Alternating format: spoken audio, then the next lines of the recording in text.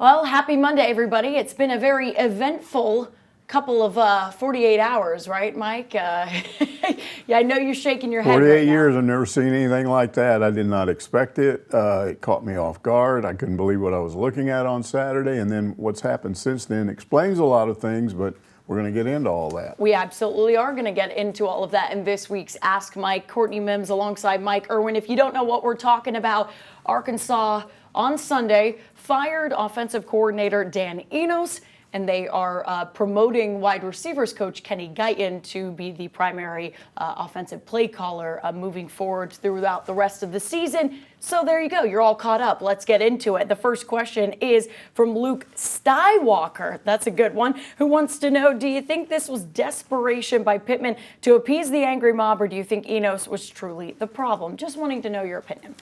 You know, I suppose, because we weren't there, Hunter Yurachek could have walked up to Sam after the game and said, hey, you either fire this guy or you're fired. I don't in any way believe that happened. I believe Pittman's explanation, and a lot came out of the press conference on Monday, including, you know, he got ripped pretty good on Saturday for a lot of the questions he seemingly couldn't answer on Saturday, and people were like, this just proves this guy's clueless. I think there were a lot of things he could have answered but didn't want to at that point because he was going to do some things and then come back and explain it on Monday, which is what he did. I think basically he said, in answer to that question, he said on Monday, I don't care about my job. I care about the state of Arkansas getting the kind of football team they deserve, and we still have a chance to do that, so we're going to try to do it. The step he took was pretty dramatic. I didn't necessarily think it would happen, but I wasn't sure. Watching that game, I could tell that KJ was definitely checked out. I didn't know about the rest of the offense, but usually when your quarterback checks out, then everybody else is going to as well. And I remember thinking one of two things has to happen. You've either got to replace your quarterback or you got to replace the offensive coordinator. And I think we saw which one Sam Pittman went with. So, no, I don't think he did it to save his job. And the thing about that is if what he did doesn't work, then he's got problems anyway. It's not like he goes up and says, okay, I'll fire this guy, and everybody will think that that's what was wrong. Well, then it's going to become obvious when you play Florida. If it wasn't really the problem, then you didn't solve a problem. So I think he genuinely believes he has a chance of turning this issue around. Now, the interesting thing, and there was a bunch of things that came out of that press conference, but the main thing was, while he complimented Dan Enos, said he was a smart coach, said his offense has worked at other places, he said it was just obvious it didn't work here. And he said the players reached a point where they knew it wasn't working and didn't want to run it. So he had to step up and do something. The only question I have is, why did it take this long? Yeah. Because I think a lot of us have seen that. We didn't necessarily know what was going on between he and Enos, but he, for instance, pretty much told the story of how he had said over and over again, which is one of the things I said last week or before the Alabama game, we got to move the pocket. We got to get KJ out of the pocket. And then it didn't happen. And he's pretty much saying on Monday, he said we worked on doing that, and then he just didn't do it. So it sounds like you had an insubordinate offensive coordinator. You had a head coach that was saying, we got to change some things. This isn't working. And yet he was saying okay during the week, but when it got time to call plays, the same stuff was happening. And it was. The same things that wasn't working against BYU wasn't working against Mississippi State. Those bubble screens, trying to flanker comes around, will hand the ball off to him in this slow developing, try to go around the other side of the defense play. All of that stuff, none of that stuff was working. I don't know if it reached the point that it did under Morris when the players, after the Western Kentucky game, a lot of the players pretty much admitted they lost that game on purpose. They felt like we have to lose this game in order to get rid of this guy.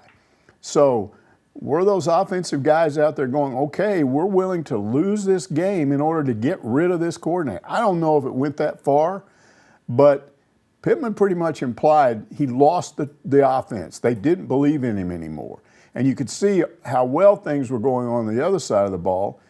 You could see how poorly things were going on this side of the ball. So a change had to be made.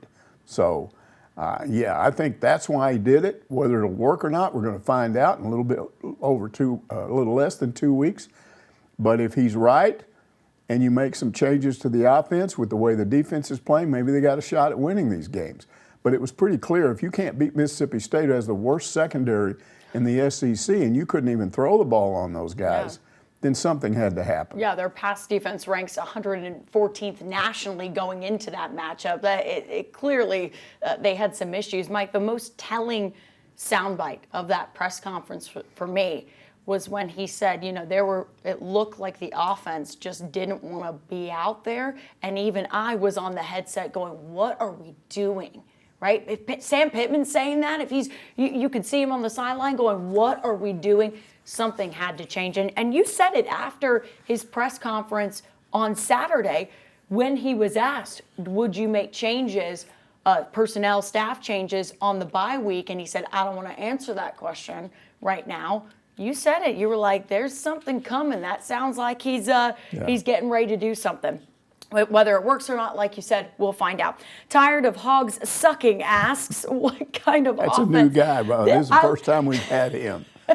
These names, Luke Skywalker, that's great too. Tired of Hogs sucking, that's another one that I haven't heard and I like it. What kind of offense will we see against Florida? To me, it seems our players want to play at a faster pace, less technical, just our athletes making plays. Yeah, that's the big question now. And some have speculated that because Kenny Guyton, who's now the at least interim offensive coordinator and play caller, that because he worked in this offense for 3 years under Kendall Briles and even worked with Briles before that at Houston, that he's so familiar with this, they could just go back to it. Well, he may be. That doesn't mean the players can automatically do it. And I use this analogy, and you'll understand it. I don't know if our listeners will. For most of the time that I was here, we had a computer program that we used to format our newscasts, write our scripts, and all that, and I was very used to it. Then all of a sudden they went, we're going to this new computer. So it took me about 6, 8 months. In fact, I'm still trying to adjust to some of it. You are. And so it took a while to go back to go to this new system. If they walked in today and said, we're going back to the old system, I'd be like, I don't remember that system. I don't think you can just automatically jump back to something when you've been doing this for as long as they have, which is since last spring. So I don't expect just to completely go back to Art Briles up-tempo, RPO. Kendall Briles?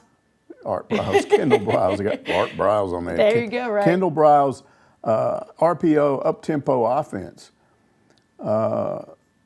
I do think, based on what Pittman said today, they are going to use some concepts of that.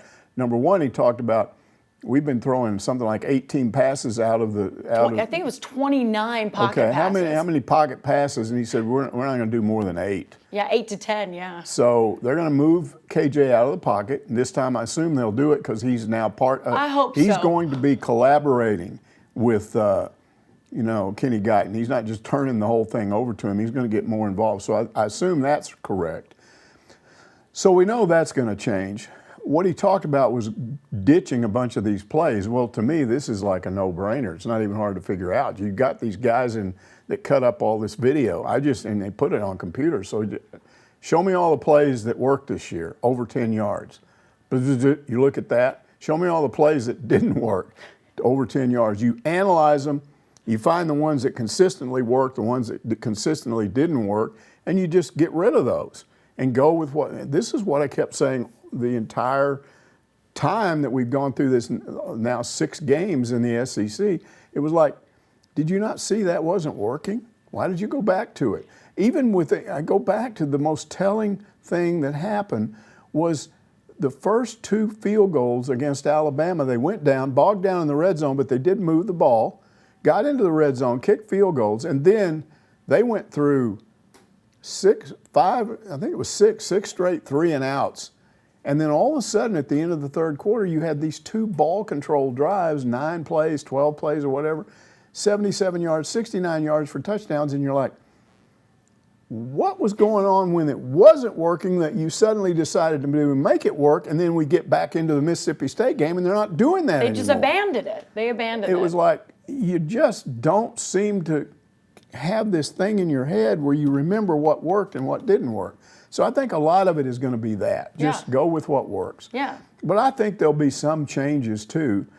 Since you've got a wide receivers coach as your offensive coordinator, I would expect to see some changes in the passing game. I've questioned these pass routes all year long.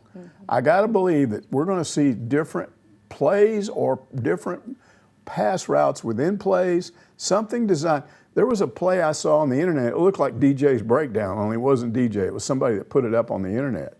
Okay. And it was a play where KJ was trying to throw over the, the way when they're coming heavily with the blitz, what you do is suck them in and then just throw it over where they were. So that's what that play was supposed to be. And they had two players out like that. Well, to me, you got two options there. You might go one and behind and one out and a little further. These two guys ended up in the same place. I saw that play. They were standing right next to each other. And then KJ couldn't see him anyway or whatever and just got sacked. So I think there'll be some modifications of stuff like that. Pass routes were, designed to get these guys open quicker, sooner. But I will say this too, and I watched this and I was talking, I don't know, you were further over, I think, than I was in the press box. But I was next to you. Okay, were you right next to me? I was, yeah. Okay, then you might remember me saying that KJ didn't see a lot of these. There were guys open he didn't see. Yep, we both said that to each other. And they got to address that somehow. I will say this, and I'm not trying to be controversial, but I talked with a parent of a player over the weekend, and I got the very distinct impression that some of the defensive players, and keep in mind they've been going up against this offense ever since last spring, that they feel like Criswell is better in certain situations, but that was with the old offense. Now that you change it, and so that's what I was saying over the weekend and some of the stuff I did, you might need to at least look at letting this guy play some, because it was my impression going into the season that was going to happen anyway, that they wanted to have two quarterbacks this year, if no other reason, let Criswell play a couple of series of downs in the game to have less wear and tear on KJ. And that never happened, maybe because they were always behind. But I still think you may see something like that down the line. If KJ is continuing not to see people open. Now, maybe you move him out of the pocket, but he was moving out of the pocket in the Mississippi State game, and we saw some guys open that he didn't see.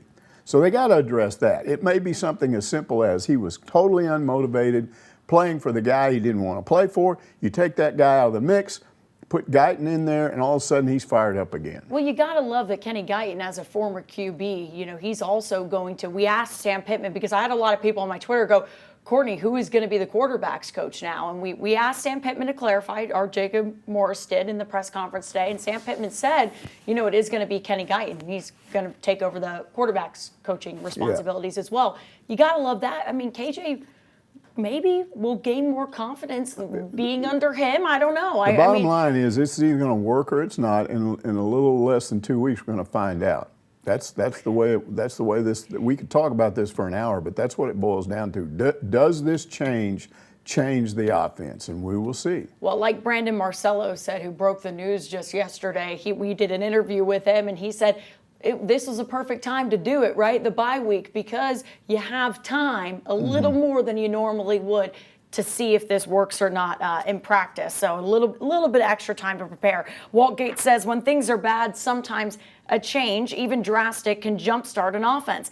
Benching KJ is certainly not optimal, but Jacoby Criswell could bring in some fire, like you talked about, Mike, and complete some passes that KJ isn't completing. I love KJ's athleticism and grittiness, but if he's not 100%, we look bad. Yeah, we got 3 or 4 questions like that, but they were over the weekend before this news was announced. So I would have given a totally different answer if they didn't make a change, but they did. And the bottom line on answering any of these questions that are coming up is that while we could sit here and talk all day long about whether Criswell should have been at least allowed to have some series of downs during the season, he didn't.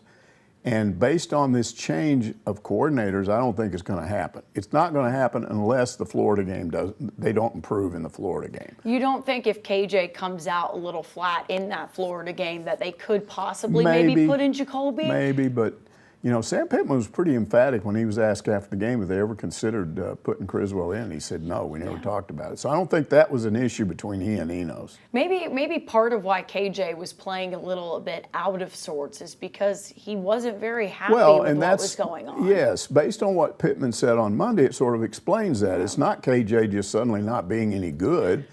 He was checking out. He was like, I don't want to play for this guy anymore. So, again, if that was the problem, we should see him looking much better against Florida. I think that will be the telltale sign of if it is or not. So, Coach HM says, and I know, I'm glad you put this one in there, Mike. Criswell won't last a game with this O-line. KJ made all those miracle plays to keep us alive versus Bama, plays that Criswell physically couldn't even make in high school. Instead of placing the blame where it belongs, Pittman, Kennedy, and Enos, you want him benched. I hope you get your wish. Well, again, it's irrelevant because I don't think it's going to happen, but that's kind of I hope you get your wish suggests that if they played Criswell, something horrible would happen. That's something what it horrible sounds has like. already happened, people. You know, it's not like it's going to get bad is just bad.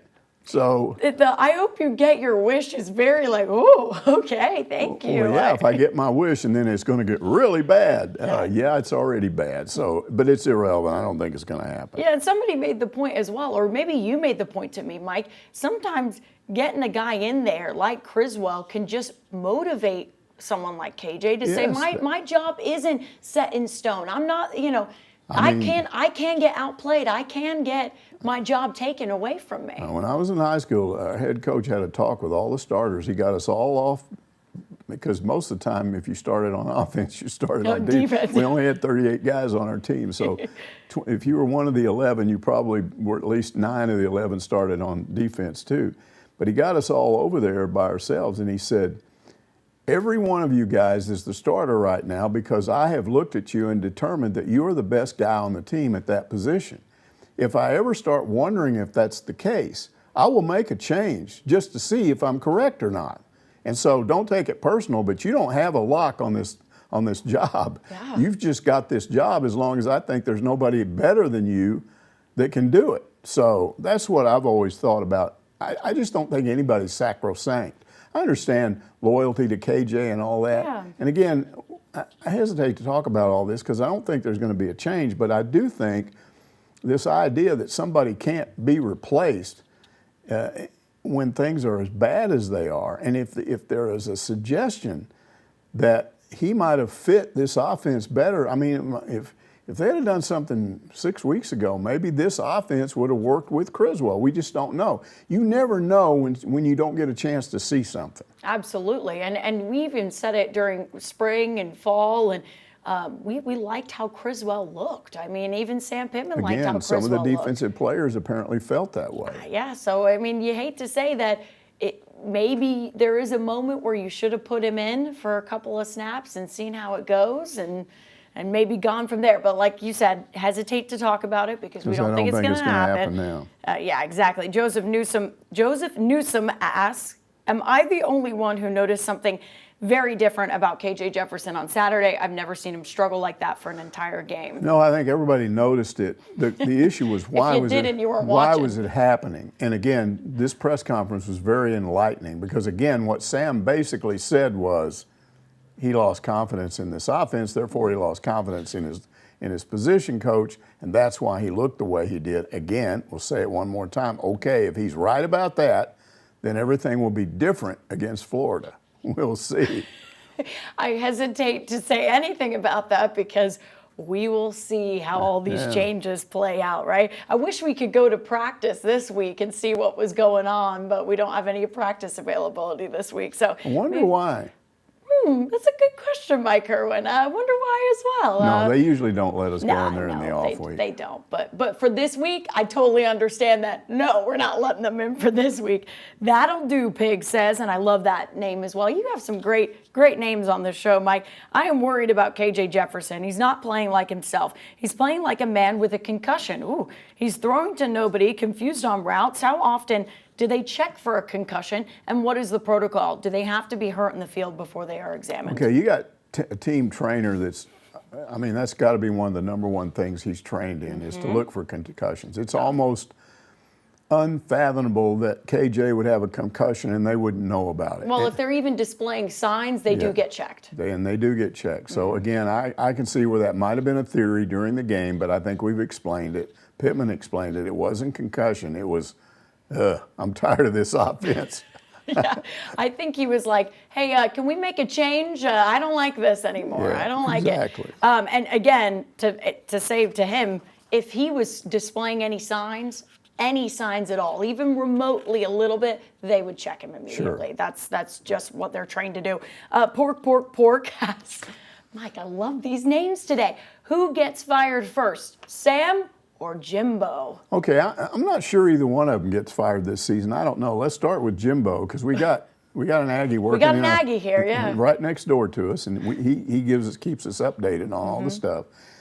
They're going to owe him $76 million if they fire him this year. 76. It was 88 or something. Now it's 76. I'm sorry, $76 $1 million? Now, the Aggies have a lot of money to throw around, but they're slinging around NIL money these days at unprecedented amounts. And I'm not sure they got 70. You could use some of that $76 million to throw NIL money and get better players. Yeah, and over how many years are they going to be paying him $76 million? Yeah, now he thinks they might do it anyway and pay him and then promote Bobby. And that would be interesting to see what would happen there. Okay. So I don't know for sure, but I'm certainly not assuming that Jimbo's fired. He could be. Now, as far as Pittman, to me it all boils down to, okay, he's made this dramatic change. And so Yurachek's sitting back going, okay, he's handling this crisis. Let's see what happens. And if it works, he's definitely coming back.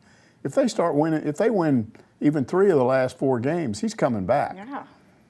If it doesn't work, then maybe, I don't know.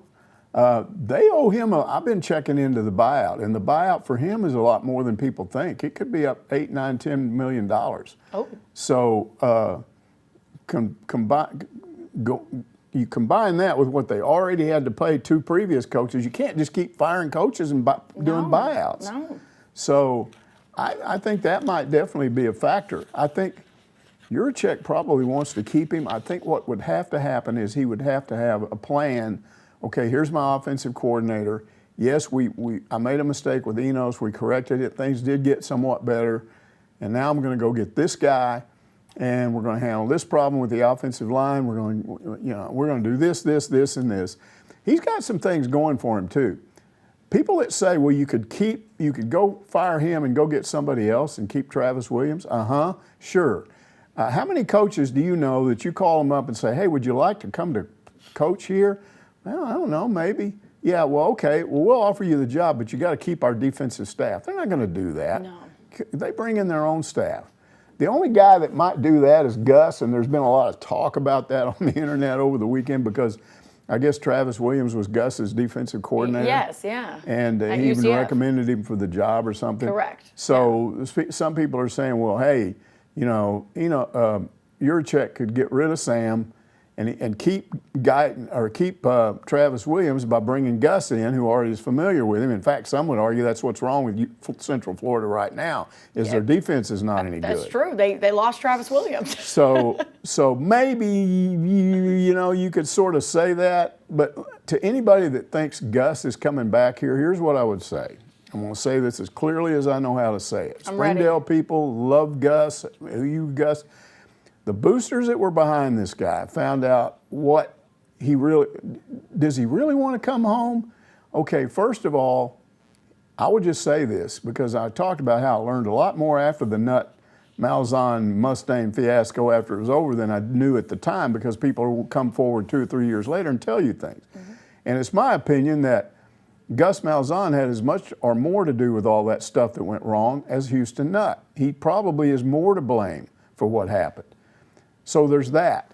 And then when you look at the fact that he got people to float his name as somebody that might be interested in coming home, we want to come home, because he wasn't having a good season at Auburn, and then all of a sudden the season gets a little better, and his agent just used the offer from Arkansas to get a big fat new deal at Auburn. So he used Arkansas to make more money at Auburn. You really want to bring him back? Seriously? I think if Yurachek knows the facts about what happened there, and I'm sure some of the boosters will tell him, he probably already knows. I don't think that's happening.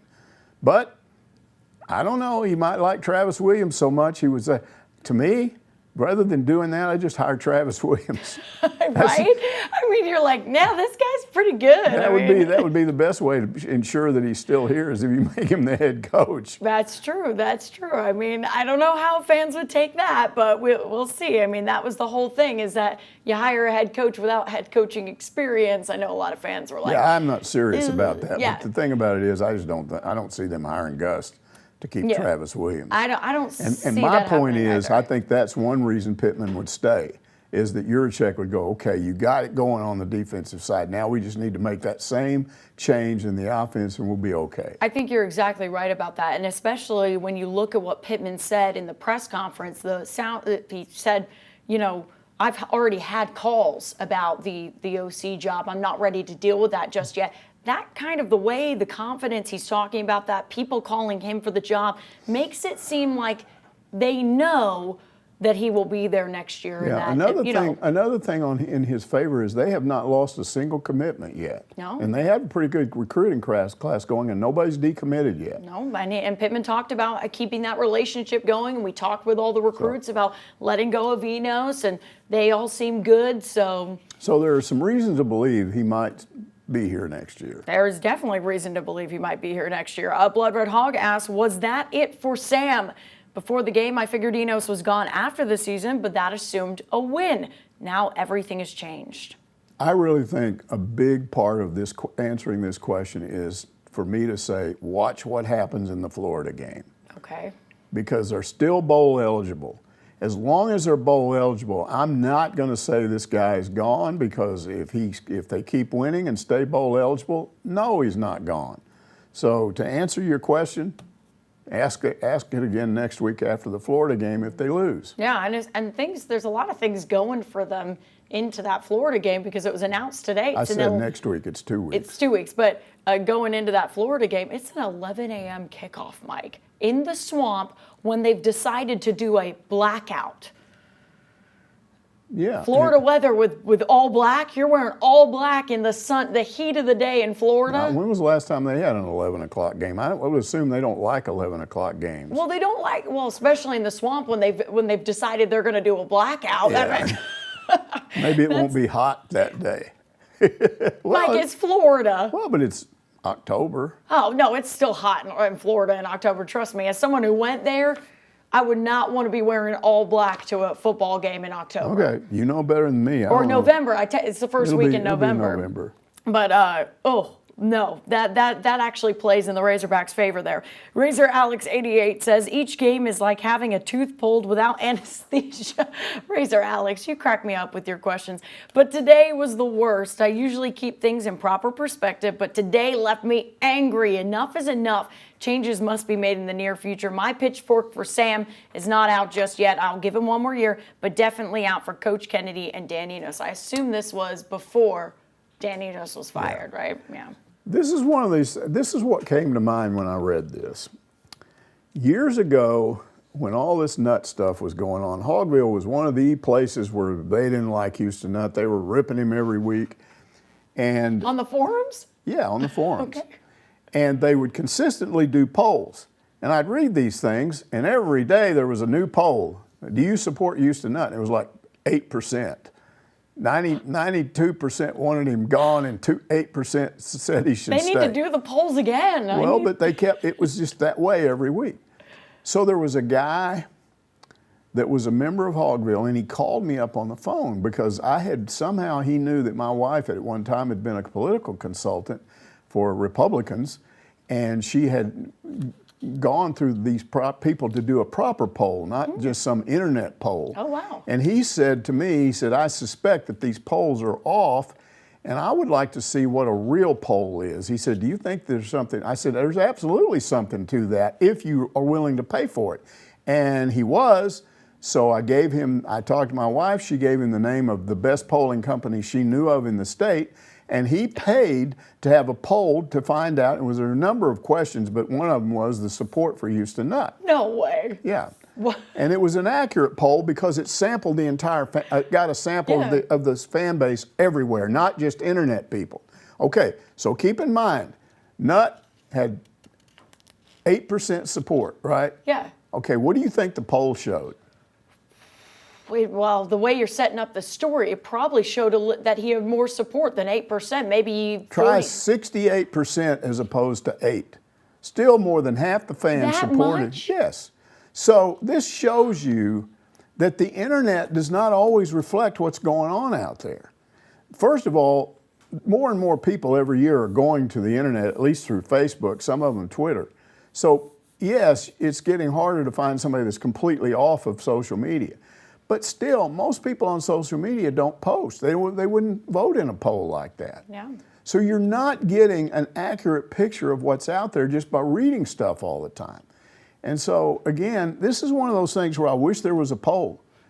What is Sam Pittman's basic level of support right now? Is it 60%, 70, 30, 50, 40? I mean, I got no idea, but I do think it's probably higher than most people realize. Yeah, I think so as well, and you're right on that.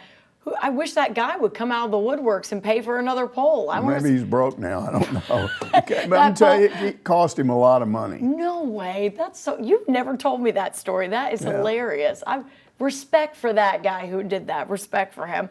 Grassroot Hog says, do you think it will be possible to bring in a former head coach to advise Sam Pittman? I remember when something similar was done after Joe Kynes was made interim head coach and they hired Danny Ford for a season. Those are two completely different situations. First of all, you had an interim head coach. Sam Pittman's not interim. Okay. He is head coach. And in this particular instance, that happened in '92. That happened like 2 or 3 games into the season. We're almost at the end of the season. It's not going to do you any good. First of all, there's no suggestion that this guy is so bad you got to bring somebody in to help him. You would just if he was that bad, Yurachek would fire him. It would have done what they did to Enos. Mm-hmm. So that's not going to happen. Again, I think he's just confusing a situation where you had an interim coach and there was a feeling after a couple of games that he'd coached as interim coach and he was still trying to be the defensive coordinator. Maybe he needs some help. Yeah. And in particular, they were having kicking game problems, and that's why Danny Ford was brought in. He was brought in to do special teams, and the special teams got better. Was he brought in by Joe Kynes? He was brought in by Joe Kynes. Okay, he made the decision. He made the decision. He knew Danny Ford, and he knew that he was good at special teams. And he said, "We got to have some help." And he brought him in, and he ended up getting the job. So, well, I guess that's how it goes sometimes. Yeah. You were kind of auditioning for it in the way. Hot Dogger wants to know: are the O-line issues a question of coaching, talent, or recruiting? Okay, this is what I've been told. Okay. We keep going back to Chad Morris and talking about what a disaster he was, but anybody that covered that program back then will tell you the one thing he did well is he recruited well. I mean, KJ Jefferson, he's a Chad Morris recruit. Yeah. So they recruited some good offensive linemen, and when Pittman came in here, he even though they were young, he molded those guys in, and a lot of them played on the offensive line, even started for 2 and 3 years together. Yeah. And what I'm told is that really helps when you're right next to the same people over and over and over again. The problem is, eventually, they're all going to be gone. And 3 of them left last year, leaving 2 left over, so you got 3 new ones, and there's been some issues here. But I was also told, for whatever reason, they did not recruit the same quality that they had before, and more importantly, and nobody can figure this out, Sam didn't figure there was an issue to go in and try to bring them out of the portal. Now, the only thing I would say about the portal is I think it's harder to get really good offensive linemen out of the portal. They got one. They got Josh Braun from Florida, and he's the starter. But you hear about turning the wide receiver, flipping the wide receiver core in one portal class. Like you could go out and do that, get 3 new guys, and if they're all good, you can flip that room and turn it all over. I don't know about running backs, but trying to do that with the offensive line, think about that for next year. Because everybody knows they've got to do something about the offensive line, but can you go improve it that much with the portal? And again, maybe it's part of it is this offense. I don't know. But yeah, that's what I've been told, that they didn't really follow up with the recruits they needed, and they just ran out of players. Yeah, I mean, I think there is a case for getting portal guys for the offensive line, because you've seen other teams do it, and improve their offensive lines. But it depends who you've got in the portal, right? How many offensive line guys are in the portal every think year? I never I think hear if you're about a good it. offensive lineman, you tend to stay where you are. They create an environment in which you want to stay. That's the point I'm making. They're valued. Right. They're valued, and then you also have that added value of, well, we want to stay with the same guys, like you said before, because that really does help, and that gets us better each and every year. Right. So I don't think you have a lot of guys in the portal on the offensive line. At least that every year, I don't hear of a lot of teams going out and redoing the whole offensive line from the portal. You don't see a flip like you would see with a wide receiver core. Absolutely. Or a D-line even. Yeah, they or a flipped this D-line. Yeah. Well, they still have some guys in place, but they made some big additions in the D-line. They haven't done that in the O-line. Yeah, they haven't. Big Daddy Kane says, after this performance, I doubt we will get 4 games to get to a bowl game. We will win 4 games to get to a bowl game. Excuse me there. Do we get some younger guys playing time, start building for next year? Right now, I'd say no. As long as you're bowl eligible, you're not going to see that. But let's say they lost to Florida in 2 weeks. Then let's start at quarterback, because both of those quarterbacks, Criswell and Singleton, Criswell's played in 1 game, Singleton's only played in none. Yeah. So there'd be 3 games left, and you get 4 and still keep your red shirt. So they could both play in the rest of the season. And to me, once you're no longer bowl eligible, then you don't have any reason for not starting to prepare for next year. So this game is big. Yeah, in a lot of reasons, and it has a lot to do with that. Yeah, it's extremely big. It's going to be interesting to see what happens as well, what situation they're in going into that game, because obviously they have a bye week and Florida does not. Florida goes and plays Georgia, which if they go and lose to Georgia, they're 1 win away still from being bowl eligible, the Gators. So, I mean, there's a lot going into this game for both teams. So, I mean, gosh, it's going to be very interesting to see what happens. Art Trav wants to know, is there even a remote chance someone in the media has the guts to ask Pittman if he or Enos have even the slightest idea of what the heck they're doing? I hate these questions, Mike. I hate these questions. Here's the problem. That question has been asked. Yes. But much more diplomatically. It's been asked more than once, but they didn't say, do you have the slightest idea what you're doing? The question is posed to get them to answer what's been wrong and what can you do to correct it and things like that. So the questions that has been asked of the media were designed to get an answer. If you went into a press conference and said that, you wouldn't get an answer. No, and you probably wouldn't get answers for any of your questions moving forward after that press conference. So it's real easy that would be like me telling my plumber, well, I don't, it seems like to me all you do is take this wrench here and do this, and I don't understand why that doesn't work. I mean, these people know how to get, we've got a good media corps around here, I'm telling you. I've watched all of these press conferences, been at some of them. They've gotten good responses, or at least asked tough questions, but just because they don't insult Sam Pittman doesn't mean that they aren't doing their jobs, because it's the dumbest thing in the world. A guy said this to me several years ago. He comes up to me on a golf course. He says, I don't understand you guys. I don't want to have better questions. And I said, okay, you got me right here. If you ask me a question, a good one, or you give a good question to me, I'll go ask it. And he said, and I'm trying to remember who the coach was, but he said, go ask him why he shouldn't be fired. So in other words, you're going to get up in a press conference and say, hey, coach, can you give me one good reason why you shouldn't be fired? Okay, yeah, you're really going to get an answer on that one. And what you're talking about is an angry fan talking about the question he would ask. But we're not angry fans. We've got jobs. We do. And to be fair, if you put that angry fan in a press conference and gave them the mic, I don't know if they would stick up and say. Probably wouldn't do that. You're looking Sam Pittman right in the eye and saying that to him? Yeah, I'd like to see some people do that, because if you do, I mean, I don't want to mess with you in general, because I don't know if you would stand up to somebody. You can say anything over a keyboard. You can. But when you're in that press conference, you're talking to a real-life human being. If you're going to ask that question, you're not going to get a straight answer. You can ask a tough question, but you can't ask an insulting question. Exactly. Well, people did ask Sam today if he felt like his job, are you worried about your job? I think Bob asked it, or someone, Bob or Tom or whoever it was, asked the question. But he didn't say, can you give us a reason why you shouldn't be fired? Exactly. And Sam answered the question for him. Sam answered the question. So, I mean, I hate questions like that because you have to be in the room to understand what that's like. Tom Arkansawyer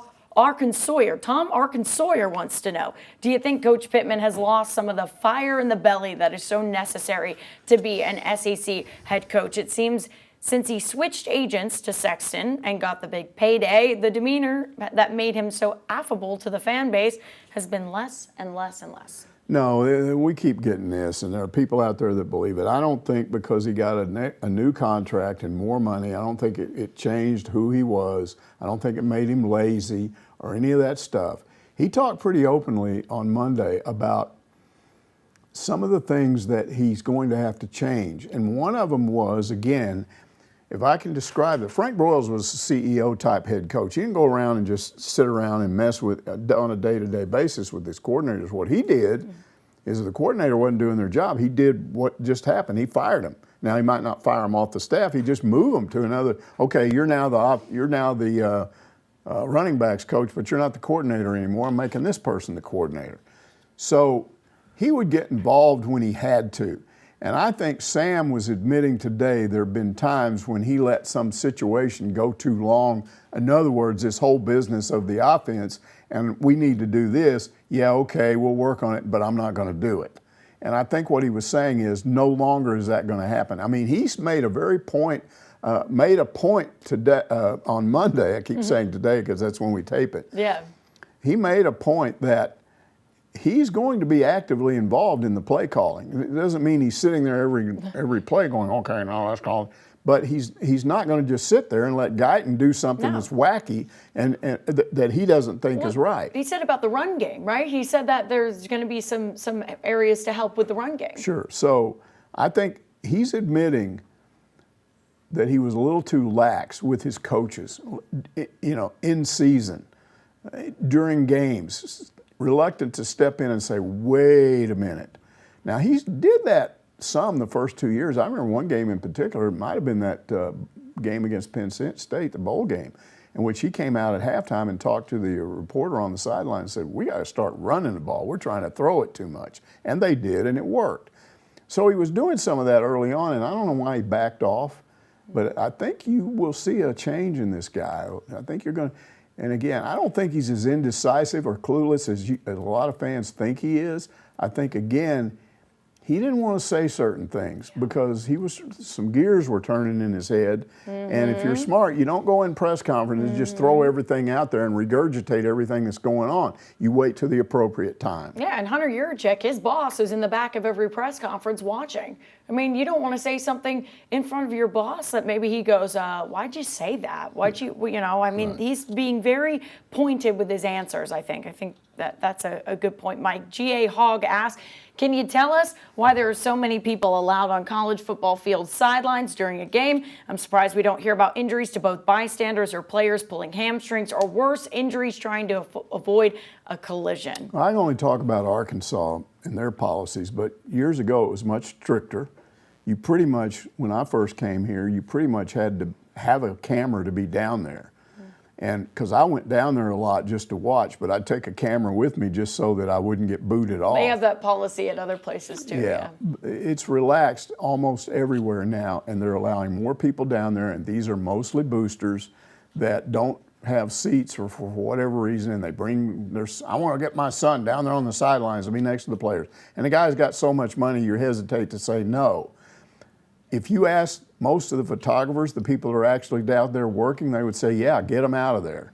Now, he's saying that you could get more people hurt. Yeah, you could. Yeah. But photographers can get hurt, too. I mean, it's a liability when you I got hurt one time. Well, my suggestion is if you're down there, pay attention to what's going on.